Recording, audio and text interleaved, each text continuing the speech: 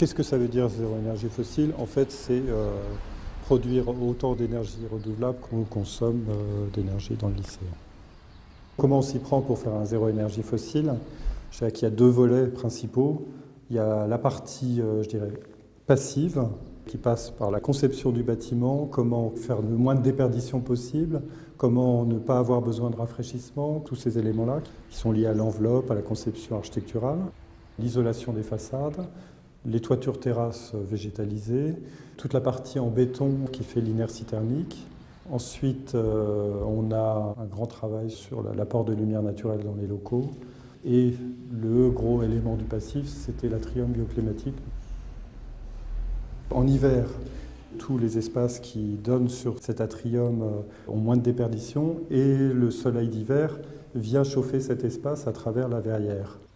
Et le fonctionnement d'été, il y a un principe de ventilation naturelle très fort, c'est-à-dire qu'on prend en partie basse sur le parvis qui est orienté nord l'air frais, avec des ventelles qui s'ouvrent, et qui s'échappe avec des ouvrants qui sont automatisés en partie haute.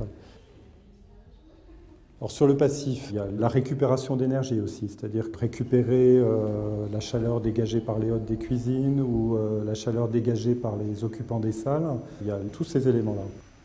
Le deuxième volet, c'est la partie active. C'est une production donc, qui est orientée vers le renouvelable. Le contexte nous a dicté une première solution. L'idée, c'est d'utiliser la chaleur produite par une usine d'incinération d'ordures qui, en été, produit de la chaleur, mais cette chaleur est perdue. Là, l'idée, ça a été de stocker cette chaleur dans une cuve de stockage intersaisonnier au cœur du lycée. Et ensuite, cette chaleur est restituée en hiver pour chauffer les besoins du lycée. Pour boucler la fin de l'hiver, on a encore besoin d'un peu de chaud. Et là, il y a une cogénération alimentée à l'huile végétale qui se met en route pour recharger la cuve pour terminer l'hiver. Alors comme c'est des cogénérations, ça produit du chaud, mais ça produit aussi de l'électricité. Et au bout du bout, à la fin, ce qui reste à produire en électricité est repris par les panneaux photovoltaïques en toiture du bâtiment d'enseignement.